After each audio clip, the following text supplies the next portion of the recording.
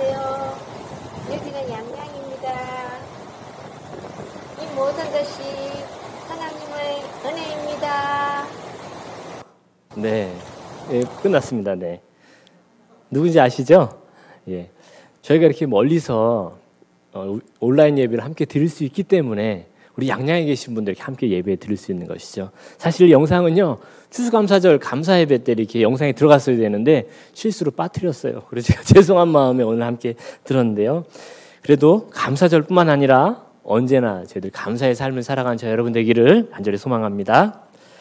사도행전은 흔히 전도행전이라고 합니다. 왜냐하면 사도들의 복음 전파의 내용이 주를 이루기 때문입니다. 유대인들은 특히 선민의식이 아주 강했는데요. 자신들만이 선택받은 민족이고 자신들만이 천국에 갈 것이다 라고요. 그래서 이방인들을 보면서 저 지옥에 갈 놈들 저렇게 살아가도 되겠어? 라는 그렇게 선민의식이 가득했어요. 아무리 예수 그리스도를 믿는 그리스도로 영접한 유대인이라도요, 유대인 내에서만 구원받을 수 있다라고 생각했었어요. 이방인도 예수를 믿으면 구원받는다?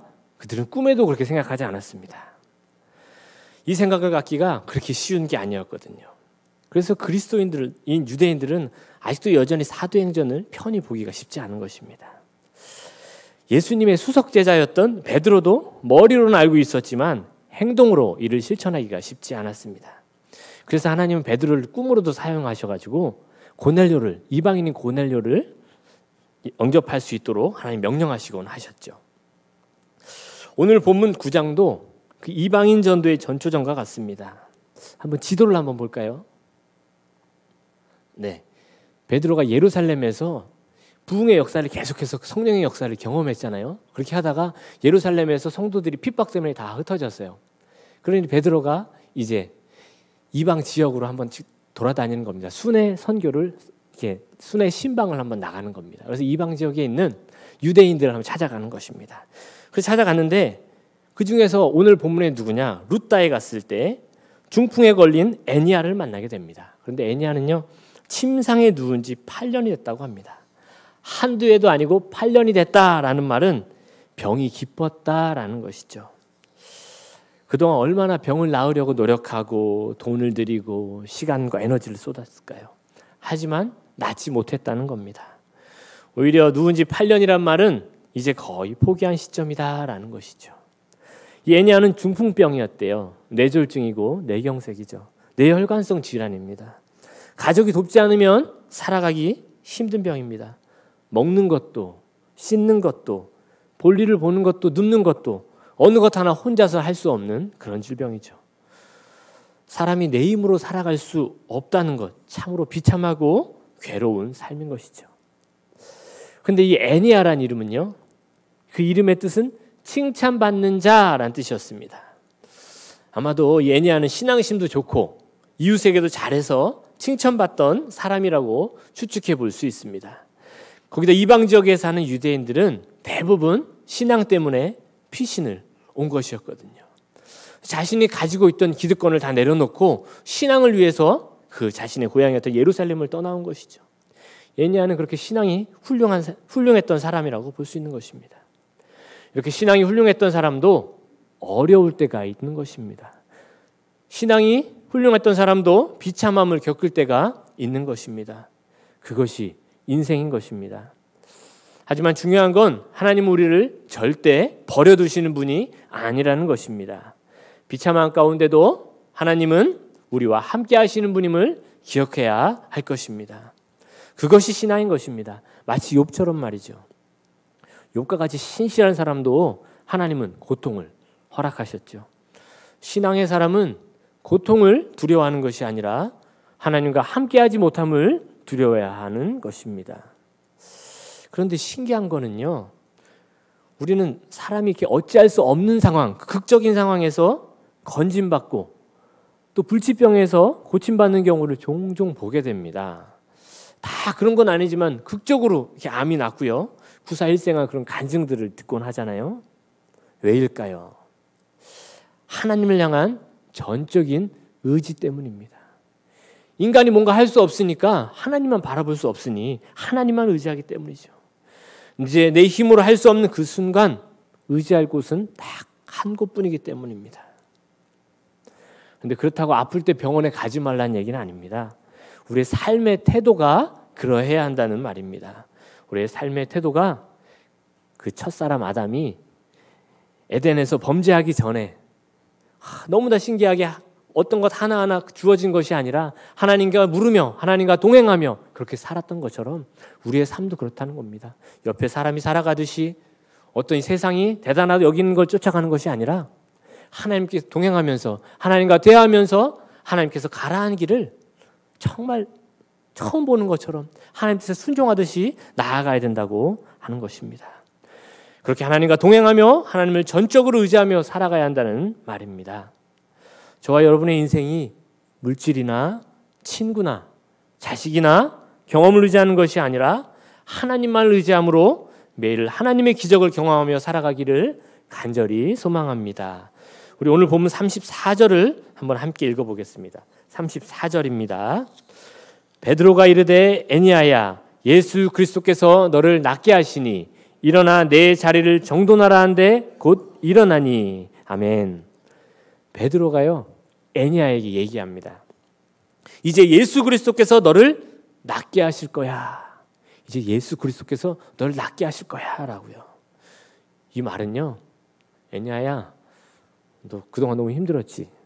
그동안 고생 많았어. 예수님 널 사랑하고 있어. 그 의심하면 안 돼.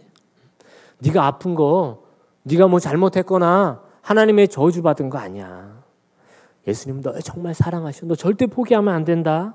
절망하면 안 돼. 예수님 널 고치실 거야 하는 말입니다. 이렇게 위로해주고 절망 가운데 있는 애니야를 이렇게 세우는 말인 것이에요. 왜냐하면요 당시의 병은 하나님께 잘못했기 때문에 주어진 것이라고 생각했고 거기다가 치유받을 수 없는 병은요 하나님의 저주라고 생각했어요. 그러니 이 애니야는 8년 동안 누워있으면서 얼마나 괴로웠겠습니까? 내가 하나님한테 뭘 잘못했지? 욥의 친구들이 욥에게 얘기했던 것처럼 애니야에게 한결같이 너 네가 잘못했기 때문이야. 회개해. 얼마나 그런 손가락질을 당했겠어요. 그런데 애니야는 이 베드로의 말을 듣고 어떻게 했을까요? 그 말을 받아들였을까요? 받아들이지 않았을까요? 당연히 받아들였습니다. 그러니요 곧 즉시 일어나니 라고 얘기하는 거예요. 우리에게 하나님 말씀하실 때요 너 힘드니? 어렵니? 내가 지금 너 사랑해서 그러는 거야. 내 음성을 듣고 나와 함께 가자라는 말을 들었을 때 하나님 난 못해요 하면 할 수 없겠지만 하나님 나 주님 뜻에 따르렵니다 하면 뭐래요? 곧 즉시 일어날 수 있다는 겁니다. 성도 여러분 우리도 마찬가지입니다. 아무리 절망적인 상황, 포기하고 싶은 상황, 비참한 상황일지라도 우리는 믿어야 합니다. 무엇을요? 하나님이 여전히 우리를 사랑하고 계심을요. 아무리 우리가 어떠한 잘못을 했을지라도 아무리 우리가 타락했을지라도 베드로가 예수님 체포당할 때 나는 저 사람 몰라요.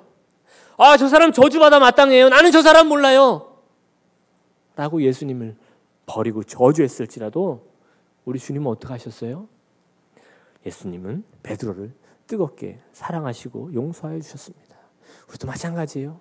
우리가 아무리 하나님을 배반하고 배신할지라도요 하나님은 우리를 절대 포기하는 분이 아니십니다. 그것을 믿으시기 바랍니다. 우리 하나님 우리를 사랑하시되 끝까지 사랑하십니다. 끝까지요. 믿으시기 바랍니다. 이것이 신앙의 알파의 오메가입니다. 하나님의 끝없는 사랑, 이것을 믿는 사람은요 어떠한 상황에서도 애니야처럼 일어설 것입니다. 아니 일어설 수밖에 없는 것입니다. 한낱 인간도 그렇죠. 끝까지 자기 자식을 포기하지 않고 바라보는 그 부모에게는요 아무리 자식이 정말 저 바닥에서 쓸모없는 인생을 살지라도 그 인생을 믿어주는 부모가 있을 때 그 자녀는 일어나는 것입니다. 한낱 인간도 그런데 하나님의 사랑은 어떠겠습니까? 예수 그리스도께서 너를 낫게 하실 것이야. 이 말은요 하나님은 널 여전히 사랑하셔. 끝까지 널 믿고 계셔 라는 말입니다. 사실 우리는 우리가 하나님을 끝까지 그 신앙하며 믿고 있다고 생각하지만 아니요. 우리는 믿을 수 없는 사람들입니다. 아니 믿음이라는 말도 꺼내기 어려운 그런 연약한 존재인 것을 우리 스스로 너무나 잘 알지 않습니까? 조그마한 시련만 와도, 내 생각과 조금만 다른 상황이 닥쳐도, 나를 힘들게 하는 어떤 사람만 만나도 하나님 왜 나에게 이런 시련을 주시나요? 왜 이렇게 날 아프게 하나요? 하나님께 불평하는 그런 연약한 우리이기에 우리는 하나님을 믿을 수가 없는 존재입니다. 오히려요, 하나님이 우리를 믿고 계십니다. 하나님이요, 우리를 끝까지 포기하지 않으신다는 겁니다. 이것을 믿는 것이 신앙입니다. 하나님은 나를 끝까지 붙잡고 계시는 분, 나에게 가장 필요한 것으로 채우시는 분이라는 것을 믿는 것, 그것이 신앙인 것입니다. 짐 엘리엇이라는 선교사의 자서전 제목이 있는데요, 제가 그 책을 상당히 좋아하는데 그 책의 제목이요, 완전한 순종이에요. 완전한 순종. 그런데 어떻게 우리 인간이 하나님께 완전한 순종을 할 수 있을까요? 하나님을 완전히 신뢰할 때 가능한 것이에요. 마치 수술 환자가요, 수술대 위에 올라가면 어떻습니까? 그 의사가 무시무시한 칼을 들고 이렇게 서 있잖아요. 그런데도 그 환자는 어때요? 자기의 몸을 맡겨요. 완전히 신뢰하는 것이죠. 그렇게 맡기듯 하나님께 모든 것을 맡기는 것입니다. 에니야에게 병고침을 선포하는 베드로도 마찬가지였습니다. 어떻게 이런 선포를 할 수 있었는가? 예수 그리스도께서 너를 낫게 하실 것이야 라고 어떻게 이렇게 확신 있게 얘기할 수 있었겠습니까? 베드로가요? 완전한 신뢰가 있었기에 가능했습니다. 베드로는요, 예수님이 지금 이 자리에 나와 함께 하시다는 그 믿음을 가지고 계셨어요. 언제나 나와 함께 하고 계시다는 그 믿음을 가지고 계셨어요. 예수님을 저버리고 배신했던 그 자신을 용서해 주실 뿐만 아니라 지금도 여전히 나를 사랑하고 계셔서 그 주님이 함께하고 계시다는 그 굳건한 믿음, 그 믿음이 있었기에 이렇게 선포할 수 있었고, 그렇게 선포할 때 어떤 기적이 일어났어요? 놀라운 치유의 기적이 일어났던 것입니다. 그런 찬양이 있거든요. 큰 바다가 갈라져 나의 길이 되었네. 귀가 말씀으로 바다를 명하시네. 나는 다시 일어나 그의 길로 가겠네.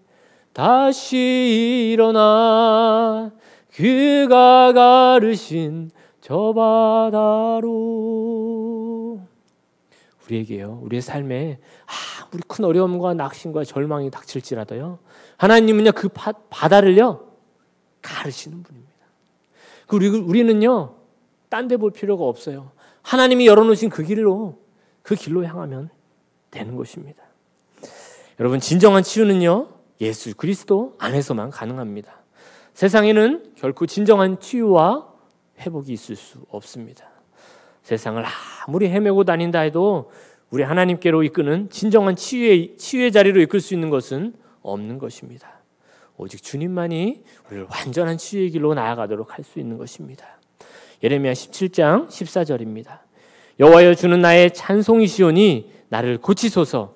그리하시면 내가 낫겠나이다. 나를 구원하소서. 그리하시면 내가 구원을 얻으리이다.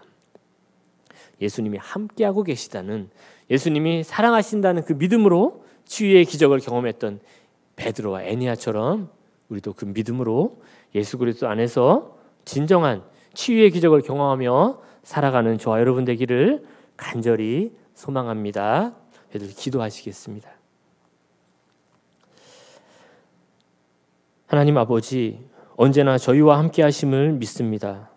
주님이 우리와 함께 하시고 우리를 끝까지 사랑하심을 우리의 삶 가운데 한순간도 놓치지 않게 하여 주옵소서. 주님 사랑합니다. 예수 그리스도의 이름으로 기도드립니다. 아멘.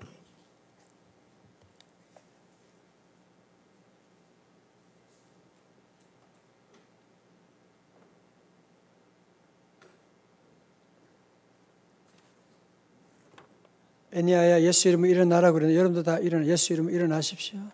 다 일어나시고 나의 등 뒤에서 우리 한번 찬양 반주 부탁합니다. 같이 한번 찬양하겠어요?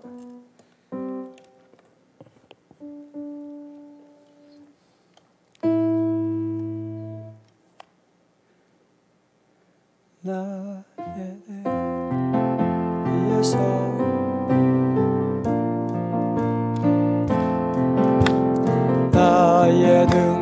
뒤에서 나를 도우시는 나의 인생 길에서 지치고 떠나요 내일처럼 주저앉고 싶은 나를 밀어주시네 일어나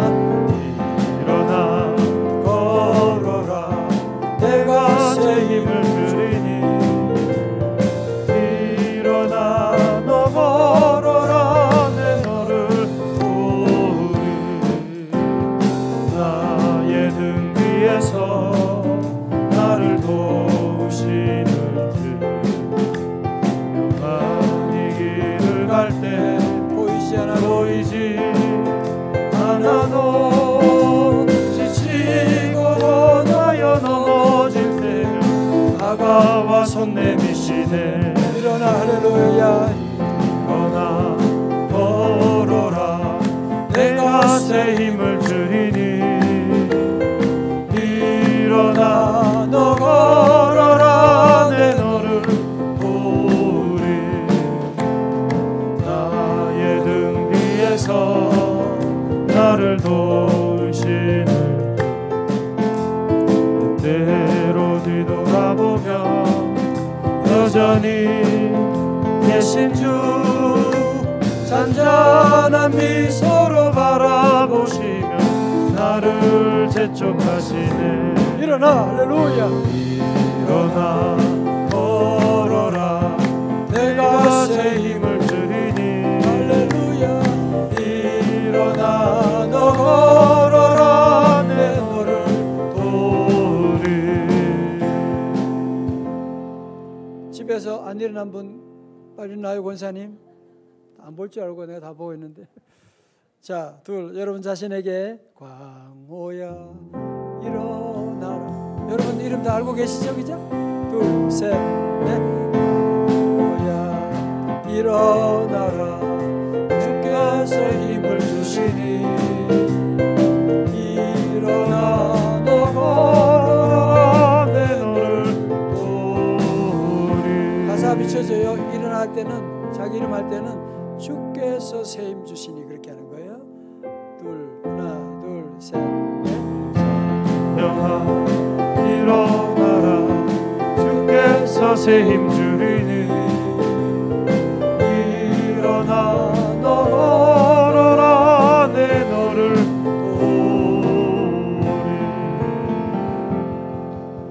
도우리 저는 주일 저녁 예배 마치면 하루 이제 종일 예배 드리고 또 피곤하기도 하고 또 기쁨도 충만하지만 몸적으로 이제 쫓겨난 가운데 주일 저녁에 집에 가면 기다리는 게 하나 있어요. 뭐였을까요? 그 전에 개그 콘서트 있어가지고 그래서 개그 콘서트 있어가지고 그거 보면서 이제 많이 웃고 또 배우고 또 그렇게 지금 개그 콘서트가 지금 쭉 문을 닫았지요, 그죠? 닫았나요? 어떻게 됐나요? 하여튼 그때 그래서 개그맨들 이제 많이 보고 이제 그런데 이번에 그 뉴스를 보고 월요일에 깜짝 놀랐어요. 그래서 너무 충격이고 많은 사람들 마음을 참 아프게 하고 충격이고 여러분 이게 어떤 한 사람 얘기가 아니라 지금 한 사람의 표면적으로 드러났을 뿐이지 이런 증상이 지금 전체적으로 나라에 지금 퍼지고 있습니다. 지금 여러분 영적으로 보시고 그래서 어려움이 있을 때 집에 자꾸 그냥 혼자 있고 고민하고 자꾸 엄마하고 얘기하고 그러면 안 돼. 엄마하고 얘기하고 그러면 안 돼. 여러분 화날 때도 마찬가지. 잘 보세요. 화날 때도 절대로 여러분의 친구한테 전화하면 안 돼. 밤새 남편 싸웠거든. 아침이 됐는데 밥도 안 해줘. 지가 나가든지 말든지. 아침에 나가지고 남편 나가는 문 열는 소리 들으면 어떻게 해요? 친구한테 전화하는 거야. 오늘 그 인간이 어제 내한테 막 그래 너무 속상해. 그럼 친구가 뭐라 그래요? 맞아. 네 얼마나 고생하냐. 네 결혼할 때 내가 알아봤어. 그거. 그때부터 눈초리가 다르다. 회가하고. 여러분 친정에 전화하면 친정 엄마가 뭐라 그러겠어요? 가슴 아파가지고 당연히 내 편이지. 자, 그래서 여러분 중요할 때는요, 절대로 아는 사람 부모님과 상담하면 안 되는 거 아세요? 잘하셔야 돼요. 절대로 그러면 안 돼. 그 얘기하면 친구들은 당연히 여러분 말에 맞장구 쳐주지. 당연히 부모님은 우리 딸 최고지. 우리 딸을 아프게 하는 그놈 누구야? 그러니까 어떻게 돼요? 불난 집에 부채질하게 되는 거야. 더 일이 커지는 거야. 그것만 있는 거 아니야. 딱 그렇게 나오면. 그래서 항상 이런 일 있을 때 우울증이나 또 불화가 있을 때는 반드시 여러분이 삼자에게 얘기해야 돼요. 여러분은 아는 사람이 아니라 도리어 모르는 사람들을 만나. 그래서 상담하는 사람을 만나고 더 좋은 것은 주의 종을 만나는 거예요. 상담하는 사람은 잘 모르잖아요. 그죠? 주의 종은 여러분 신뢰할 수 있는 주의 종을 만나서 여러분 얘기 나누면 객관적으로 대답해 줄 수 있잖아. 권사님 그래서 꼭 여러분이 그렇게 하셔야 돼요. 그렇게 해야 되지. 아는 사람 만나면 100% 안 됩니다. 문제가 100% 더 커지게 돼요. 꼭 여러분 이거 중요한 거 잘 기억하시고 이번 우리 생명축제 다 집을 나와야 돼. 집에 있으면 안 돼. 다 교회 와서 찬송하고 박수치고 오늘 송 목사님 찬송 얼마나 잘한다고 너무너무 신이 났는데 그러면 우울증 다 떠나갈 줄로 믿습니다. 우울증 다 떠나가지. 당연히 떠나가죠. 예, 감사하고 오늘 박범인 권사님 말씀 보고 있어요? 댓글로 답해 주세요. 우리 권사님 멀리서도 또 해외에서도 우리 말씀 예배 참여하고 참 온라인의 장점도 있어요. 그죠?